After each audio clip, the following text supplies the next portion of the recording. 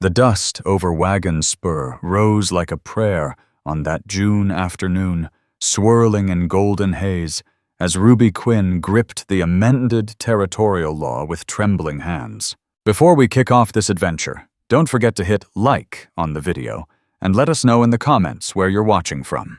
3 months had passed since her husband's burial, and now this paper threatened to steal the farm and land he'd left behind unless she took another husband before sundown. That was when Virgil Kane's shadow filled her doorway.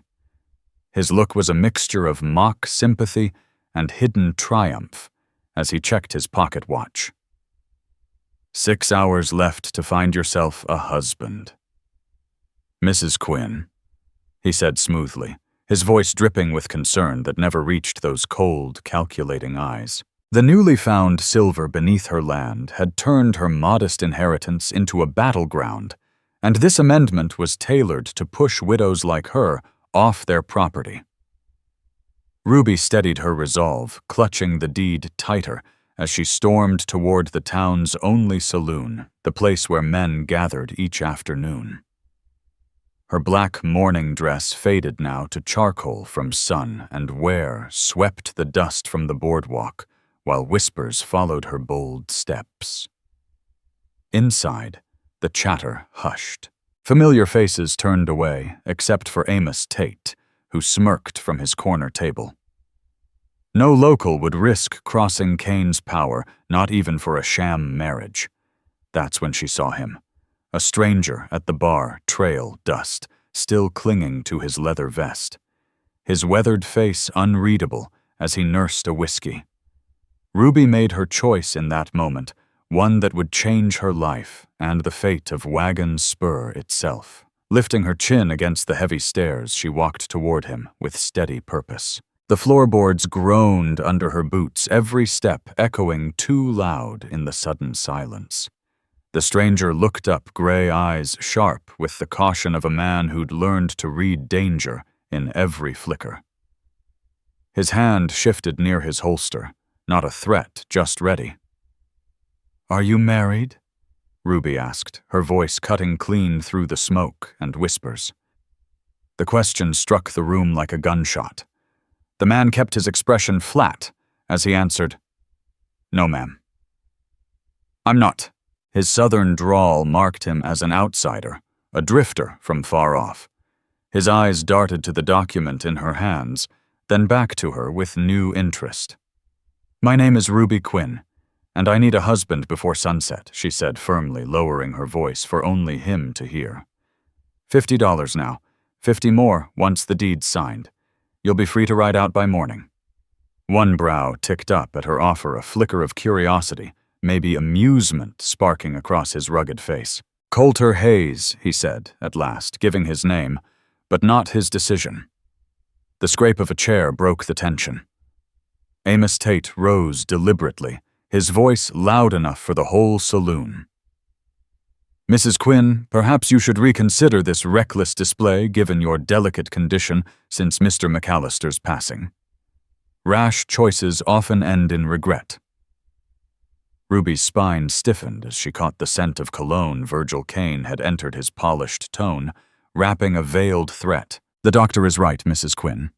A rushed marriage won't save you from your troubles." Her heart hammered, but she refused to yield.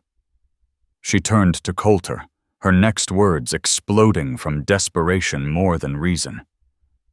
"Undress me now, or I'll do it myself," she shouted, her voice ringing through the room like thunder. Gasps erupted. She needed a scene so bold that no one could deny the marriage once it was witnessed. Colter's eyes widened, then steadied as understanding dawned. Rising to his full height, he towered over her and spoke with calm resolve. "I reckon the justice of the peace keeps an office down the street," he said, offering his arm with gallant formality, a sharp contrast to the scandalous challenge between them. "Shall we, Mrs. Quinn? From a corner?" Buck Hanley, the shopkeeper, pushed himself to his feet. "I'll witness," he said firmly, surprising even himself. "And Hattie Mae's still at the schoolhouse, she can be the second." Together, they walked out beneath Virgil Kane's burning glare, his careful plans unraveling. Whispers spread like wildfire through the dusty street by sundown. The whole town would know of the widow's bold gamble. Ruby's knuckles whitened around the deed as she walked, her fierce show of courage masking the fear of binding herself to a stranger. When they entered the modest office of the Justice of the Peace, Clyde Webb looked up from his ledger in shock at the unusual procession. His spectacles slipped down his nose as he stared at the determined widow and the dust-worn drifter at her side. "A wedding today," he stammered, an ink blot blooming on the page before him. His spectacles slid down his nose as he stared at Ruby Quinn's unflinching expression and the trail-worn drifter beside her. "A wedding today," he stammered, his pen blotting the ledger, as Hattie Mae and Buck Hanley slipped into the office behind the unlikely pair. The schoolteacher's presence lent the moment a dignity that left Clyde Webb momentarily at a loss. Ruby set her late husband's gold pocket watch on the desk, the worth plain to any eye. "For your trouble, Mr. Webb," considering the short notice, she said, firmly unfolding the property deed beside it. Through the window, the sinking sun blazed like fire across the horizon, a stark reminder of Virgil Kane's twisted deadline. Less than an hour remained before she lost everything Boone McAllister had built. Colter Hayes stood silent through the rushed vows, answering clearly when prompted, though his gray eyes swept the street outside with the wariness of a man who had known ambush before. Hattie Mae's penmanship flowed with practiced grace across the marriage certificate, while Buck Hanley's heavy letters showed the strain of open defiance against the most powerful man in Wagon Spur. The moment Clyde Webb pronounced them husband and wife, the door burst open. Virgil Kane, with Amos Tate at his side, strode in. "This farce doesn't satisfy the law."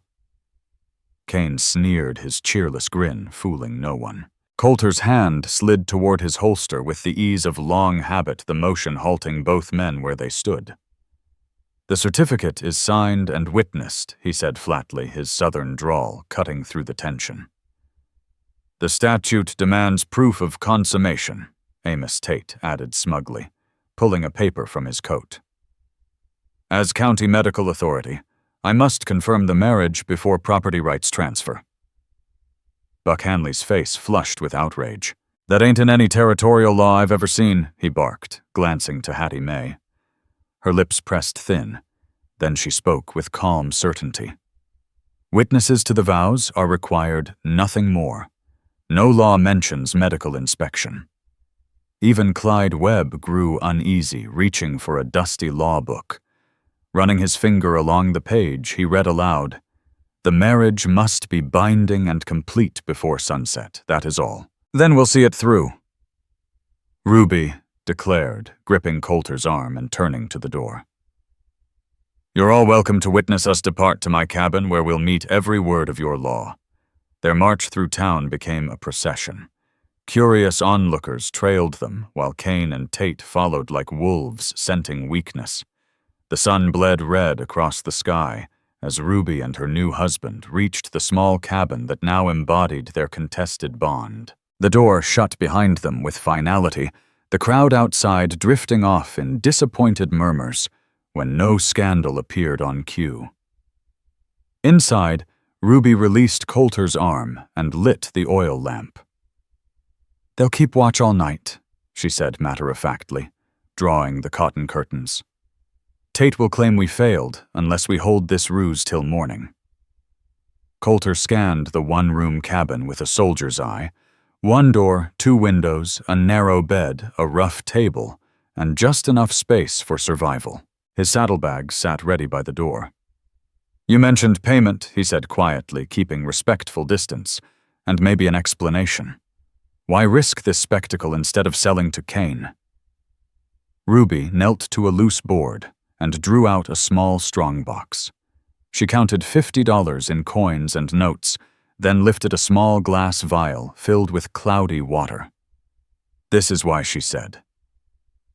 The lamplight caught her face, her jaw set with quiet steel eyes bright with defiance. Kane's mine is poisoning the creek that feeds every farm downstream. Morning light slipped through the curtains, glinting on Colter's revolver as he dozed upright in a chair by the door.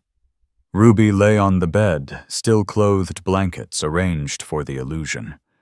A gentle knock preceded Hattie Mae's voice announcing breakfast as she stepped inside her presence, both ally and witness.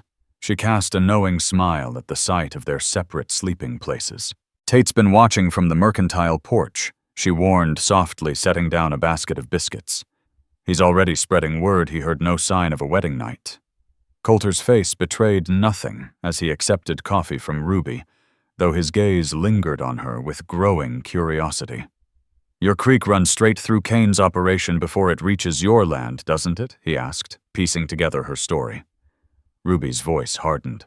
"My husband found silver on our land 3 months before his accident in the mine. Kane offered to buy it the day after the funeral. Virgil Kane offered to buy my land the very next day after the funeral." Ruby Quinn said, her voice heavy. Their talk broke off as footsteps came closer, a sharp knock sounding at the cabin door. Through the thin wood came Amos Tate's oily voice. "A medical exam is required to make this marriage valid, Mrs. Hayes." Colter Hayes moved with the suddenness of a rattler strike, cracking the door just enough to block the view inside. His words were low and edged with steel. "My wife requires no examination." The menace in his tone forced Tate to back away, retreating down the path. Ruby unrolled a hand-drawn map across the table, the ink lines showing the waterways tangled across her property.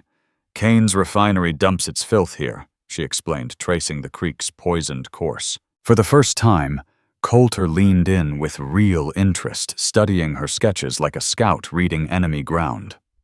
"I've seen this kind of poisoning before," he muttered, following the creek's path with his calloused finger.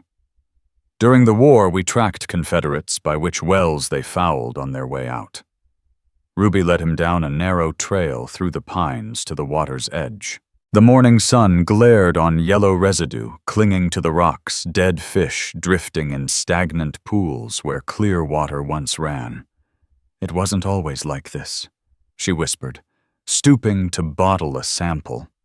"When Boone McAllister and I first came, this creek sustained 5 farms, our garden, and the herbs I grew for medicine."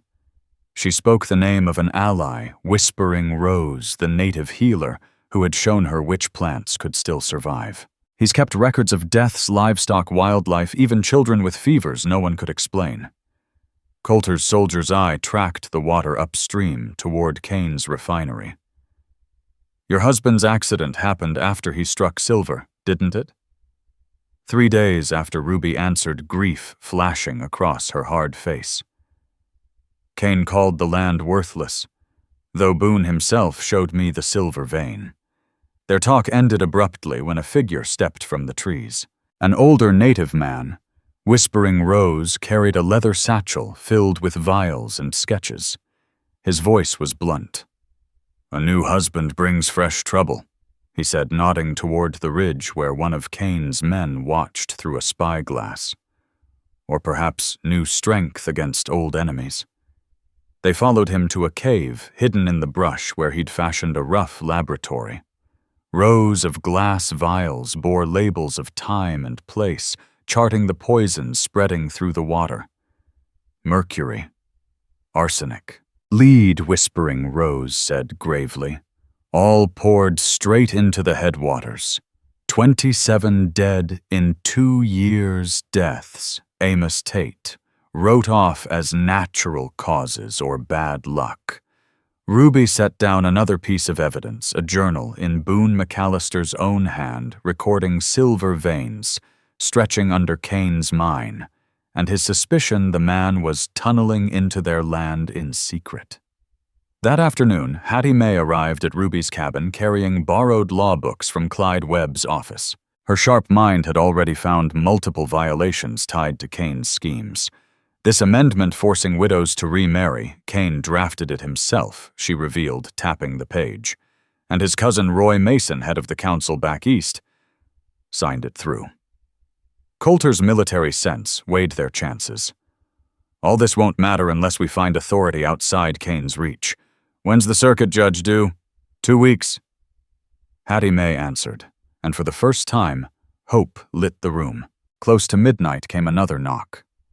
Nervous eyes darting along the street, Ephraim Doolin slipped inside, clutching a leather portfolio that could bring Kane down or cost him his life. I designed the refining system, he confessed, shame written on his slouched shoulders. Kane promised containment, but when the costs rose, he ordered me to dump the waste straight into the creek. He spread papers on Ruby's table, chemical formulas, contamination charts, and most damning, Kane's own orders in black ink. His hands shook. I quit 3 months back after the Henderson boy died drinking that water. Kane swore he'd ruin me if I spoke a word. Colter studied the documents like a battlefield map. These compounds match what Whispering Rose collected, he confirmed, linking scraps of proof into a damning chain. But Kane will call it forgery, Ephraim said bitterly. The plan took shape. Without anyone needing to speak it aloud, Ephraim would testify as expert. Whispering Rose would show the samples, Hattie Mae would frame the laws. Their fight against Virgil Kane had just become an organized resistance. Whispering Rose's samples would prove the poisoning, and Hattie Mae was piecing together the legal case to expose Virgil Kane's crooked amendment. That's when Buck Hanley came striding in with supplies and grim news from town. Kane had filed a formal challenge against Ruby's marriage, calling her bold actions moral corruption to void her claim to the land. The shopkeeper who once kept his head low now stood firm in open defiance. Half the town's talking about standing up to Kane Buck, reported setting coffee and bread on the table. The Hendersons blame him outright for their boy's death, and 3 more families downstream say their stock are dying. In public, Ruby Quinn and Colter Hayes kept up the pretense of their marriage, but in truth, their partnership had become something deeper. The lines blurred between what was performance and what was real, their talks shifting from business to shared resolve, an unexpected bond forming in the fire of resistance. Amos Tate's visits became a daily torment, cloaking threats in medical jargon. Certain conditions of female hysteria appear after loss, he suggested slyly one afternoon. Perhaps Mrs. Hayes should consider treatment at the asylum. It was a tactic often used against women who spoke too boldly, and proof that their danger was growing. Colter's protective instincts sharpened no longer just part of a bargain. He watched over not only Ruby, but every ally now tied to their cause. Meanwhile, Hattie Mae uncovered another scheme. Kane had quietly bought up mortgages downstream, setting himself to snatch farms once the poisoned water drove families to ruin. Her careful research showed a pattern clear as day. Whispering Rose brought further proof Kane's men had spiked contamination right before making purchase offers, then scaled back once desperate owners sold. The design was deliberate, ruthless. The little band of resistors faced a choice: wait for the circuit judge and risk the rising danger, or confront Kane sooner with the evidence they already held. The decision was forced when 8-year-old Daisy June collapsed at the town well. Panic ripped through Wagon Spur. The child convulsed in her mother's arms, lips blue foam on her cheeks as women screamed for Amos Tate. He arrived with his worn black bag and the same useless tonics he handed out for every ailment. His polished diagnosis of nervous complaint rang hollow as the girl's condition worsened. Then Ruby burst through the crowd with Whispering Rose at her side. "It's mercury poisoning," Ruby said firmly, kneeling beside Daisy June. She pulled a pouch of herbs the healer had prepared. The same sickness that killed the Henderson boy and 3 others since. Martha Jo's eyes darted between the esteemed doctor and the widow branded scandalous. When Tate's treatment failed and Daisy's spasms grew worse, a mother's instinct broke through the fear of gossip. Martha Jo gave a sharp nod. "Do it." Whispering Rose's remedy, a mix of charcoal and binding herbs, worked swiftly, drawing out the poison. The crowd watched in stunned silence as the girl's breathing steadied. The contrast was stark.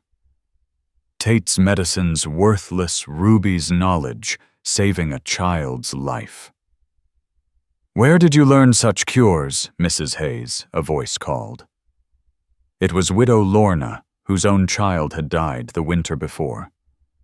Her words carried suspicion, but also a desperate spark of hope.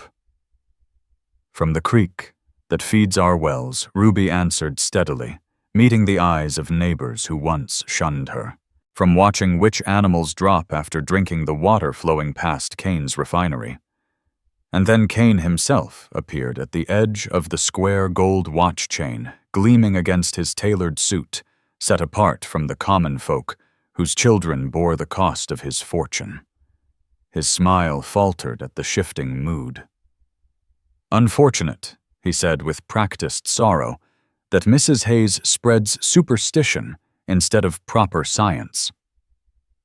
Dr. Tate has explained these seasonal ailments many times. The frontier is harsh on delicate constitutions. Colter stepped forward, placing himself between Ruby and Kane, his hand brushing the butt of his revolver. His voice was calm, but carried to every corner of the hushed square.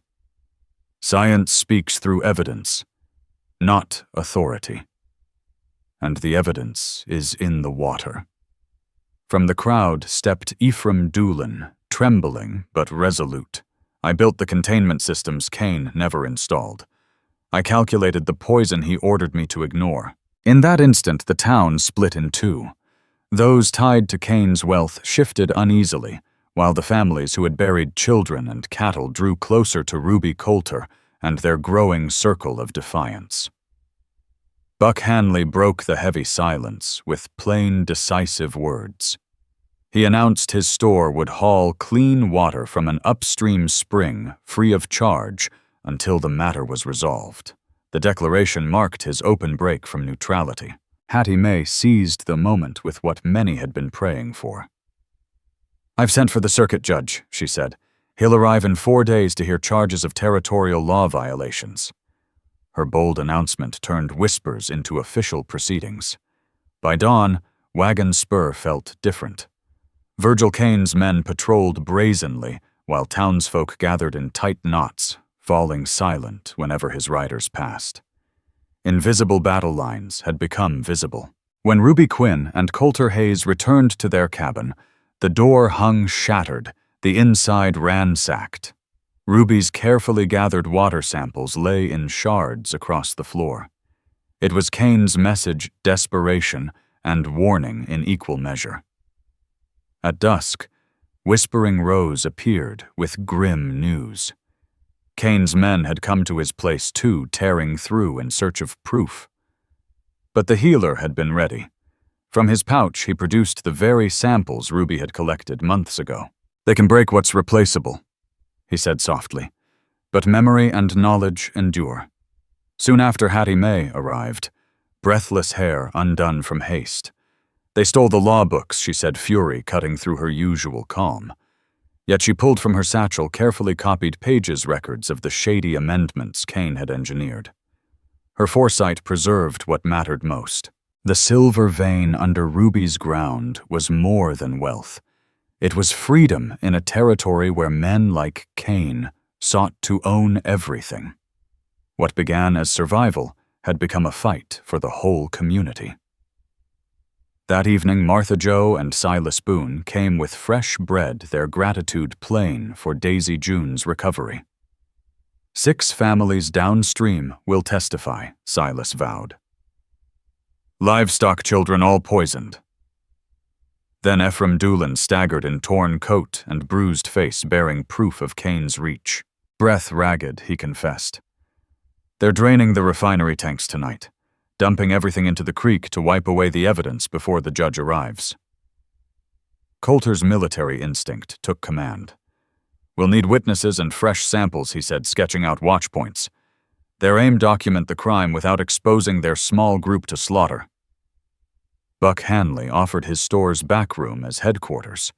With multiple exits and sturdy walls, it became their nerve center. That night, the operation unfolded with precision. 4 witnesses recorded Kane's men dumping waste straight into the headwaters. Whispering Rose gathered samples, and Hattie Mae noted the hour names and actions. At dawn, the weary band reconvened in Buck's back room. No longer scattered voices, they had become one united force. Even Ruby and Colter's marriage of convenience had grown into a symbol binding them all in a common fight for justice. When Jed Rourke, the circuit judge, rode into town, Wagon Spur stirred like it hadn't since the Silver Strike 3 years back.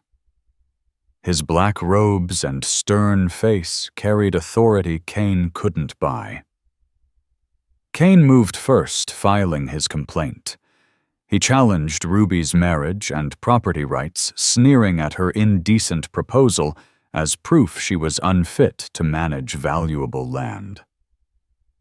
This law was written to protect critical assets, argued Clay Mercer Kane's polished lawyer from the Capitol, Mrs. Quinn's vulgar, desperate act proves exactly why such safeguards exist. Jed Rourke's expression stayed unreadable as he examined the marriage certificate, the deed, and the amended statute. "These papers appear in order," he remarked, his worn finger tapping the territorial seal. "Though the timing of this amendment is peculiar." At a plain wooden table sat Ruby Quinn and Colter Hayes, their modest bearing a sharp contrast to Virgil Kane's flashy legal team, dressed in fine suits and dripping with arrogance. Behind Ruby sat Hattie Mae, evidence neatly organized in her folders. "Your Honor, before property matters, we ask the court to hear a more pressing concern," Ruby said, her voice calm but firm despite Kane's cold glare. "The contamination of Wagon Spur's water supply is an immediate threat to every family here." One raised brow from the judge gave permission. The floor was theirs. Whispering Rose stepped forward with carefully labeled water samples, his quiet dignity commanding respect, even in a court that often discounted native testimony. Ephraim Doolin followed with chemical diagrams and refinery plans, explaining how Kane's refinery poisoned the watershed while hiding the evidence. His hands steadied as professional duty overcame fear. Amos Tate tried to cast doubt, spinning tales about natural mineral content and frontier ailments. But when asked directly about the children he'd written off, his words stumbled. Then came Martha Joe and Silas Boone, their testimony breaking hearts, as they described Daisy June's collapse and her recovery through Whispering Rose's treatment after Tate's tonics failed. Martha Joe's voice, raw with tears, pierced every parent in the room. Buck Hanley produced his store ledgers showing a surge in medicine sales that matched the refinery's cycles. Cold, simple numbers painted a pattern Kane's lawyer Clay Mercer could not explain away. Kane's confidence slipped further when Hattie Mae revealed the original statutes alongside copies of suspicious amendments. This law, forcing widows to remarry, was introduced exactly 1 week after silver was found on Boone McAllister's land. She pointed out, her tone sharp as a knife. By late afternoon, the meeting hall overflowed. Families lined the walls and crowded the windows, their presence itself a verdict against Kane's assumed authority. Judge Rourke finally called a recess. "All evidence will be secured under guard in my quarters tonight," he ordered. "Court will reconvene at 9 sharp tomorrow for final testimony and ruling." His eyes lingered on Ruby and Colter as they rose side by side. At dawn, Wagon Spur bustled. Families poured in from the outlying farms, some leading sickly children to testify, others simply standing to be counted. The town had awakened to its strength. Judge Rourke opened proceedings with blunt clarity. 3 questions will guide this court. 1, does contamination exist? 2, did Kane know of it? 3, was the amendment improper, designed to seize Mrs. Quinn's land? Kane's defense shifted denial, giving way to minimization. His lawyer argued waste was an unfortunate cost of progress, while praising the refinery's jobs and commerce. Progress built on poisoned children is no progress at all, Ruby countered, laying out a map charting illness downstream from the refinery. The hall stirred abstract claims had become undeniable truth.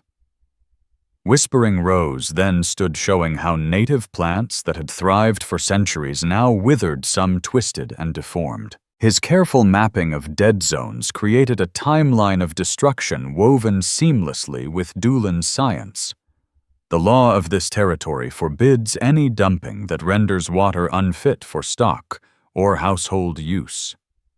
Hattie Mae reminded, reading aloud from the preserved statutes.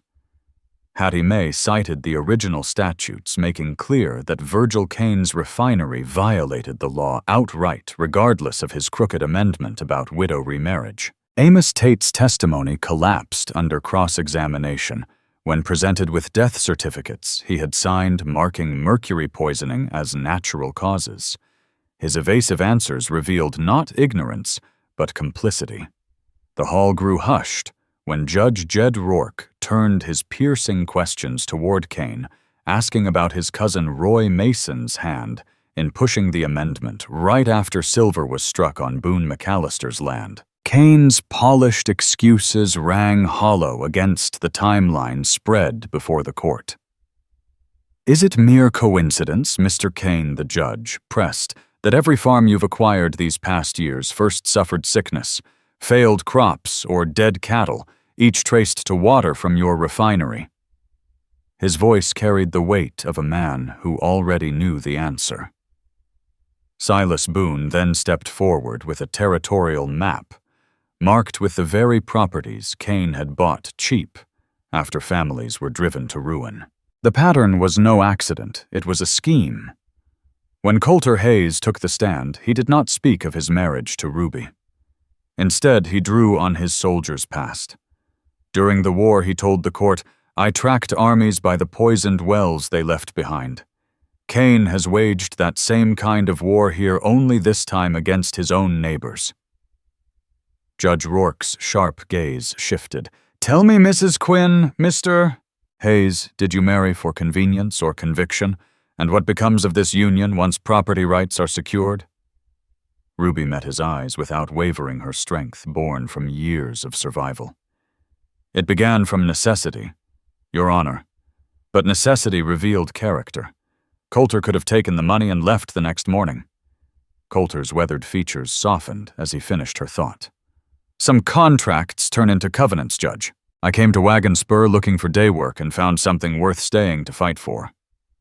That night, Rourke's chambers glowed past midnight as he pored over the evidence, his shadow stretching against the curtains. Across town, families sat on porches, and in parlors their whispers thick with hope that for once justice might break through money's grip. Morning dawned clear, a rain having washed the dust from the streets. The hall filled an hour early, overflowing with farmers and mothers carrying sick children to bear witness. Kane arrived flanked by 2 attorneys from the capital, and Hank Doyle, a mining consortium man, their fine suits flaunting power as if the verdict were already bought. Then Ruby and Colter entered together. Their plain dignity drew nods from townsfolk who once scorned her. Their marriage, once scandal, now stood as a symbol of defiance. Judge Rourke entered the room, falling into reverent silence. Behind the rough-hewn bench, his face betrayed nothing, as sunlight struck the territorial seal upon his papers. His voice, firm as iron, rolled through the crowded hall and out open windows. This court has reviewed extensive evidence of water contamination property rights and the suspect amendment to our statutes. The findings are grave. He dismantled Kane's defense point by point, documented poisonings violations of territorial law, and the corrupt trail leading straight to Roy Mason's council seat. The amendment forcing widow remarriage was not only unlawful, but written with clear conflict of interest. It is void and without power. His gavel cracked like a rifle shot. Gasps swept the hall. Furthermore, he declared the marriage between Ruby Quinn and Colter Hayes, though born in unusual circumstances, stands valid under territorial law. Kane's smirk died, his face twisting in fury as the judge continued. The refinery is hereby suspended until waste systems are installed and inspected by independent engineers. And most damning, this court finds evidence of criminal negligence and public endangerment. His gaze fixed on Amos Tate. Medical testimony concealed poisoning, deaths that could have been prevented. By the end, Rourke's ruling went beyond the town's cautious hopes. Kane and Tate were remanded to territorial custody to face charges while civil penalties would pay for creek restoration and medical relief. The mining consortium's man, Hank Doyle, slipped out quietly before the verdict was even done. Hattie May was appointed to head a citizen oversight council to monitor the town's water and enforce the new safeguards. Knowledge protected by transparency must replace secrets held by fear, Judge Jed Rourke declared. When his gavel struck for the last time, cheers erupted in the meeting hall and spilled into the streets of Wagon Spur. Families who had carried their pain in silence now embraced one another openly, their relief washing away years of quiet submission. That summer, the town changed as surely as the ruling had shifted its balance of power. The creek ran clear again as proper containment systems were built. The refinery now managed by a cooperative of local investors who valued safety above profit. Whispering Rose established a system that blended traditional wisdom with science, training young settlers and native apprentices alike to recognize signs of contamination. What had once been dismissed was now the foundation of responsible stewardship. Buck Hanley expanded his mercantile into a shipping cooperative, breaking Kane's stranglehold on freight. Farmers and craftsmen could now reach markets without being bled dry. Fair trade replaced exploitation, and Wagon Spur's economy found honest footing. Hattie May's committee grew into the town's first elected council, welcoming women and native voices to leadership for the first time. The case against Virgil Kane pushed the legislature to pass stronger laws against pollution and corruption. Rourke's ruling became precedent across the territory, inspiring other communities to challenge powerful interests. Amos Tate's practice was assumed by a young female physician who worked alongside Whispering Rose, blending herbal medicine with modern methods. Their clinic healed bodies and bridged divides. Ephraim Doolin redeemed himself by drafting ethical standards for mining. His knowledge, once twisted by Kane, now protected Wagon Spur. Daisy June recovered fully, inspiring her parents, Martha Jo and Silas Boone, to fund schooling for local children in medicine and environmental study. Education became the shield against future exploitation. On her own land, Ruby Quinn cultivated a vast medicinal garden herbs to heal people and soil alike. The property Kane had lusted after for its silver grew far richer in its power to restore. The little cabin where Ruby and Colter Hayes first entered their bargain was rebuilt into a home walls sheltering true companionship instead of legal necessity. What began as forced proximity had revealed kindred spirits. "I never planned to stay," Colter confessed one evening on the porch, sunset painting the mountains. The soldier's hardness in him had softened through months of defending something bigger than himself. Ruby's hand found his no longer out of performance, but out of love. "Sometimes the most honest choices are born of necessity," she replied, her voice carrying the wisdom of their journey. Their marriage certificate, once a desperate shield, now hung framed beside the deed, a testament to a covenant forged in fire. When autumn came, marking a year since Ruby's scandalous proposal, Wagon Spur gathered under the oak tree where Judge Rourke had delivered justice.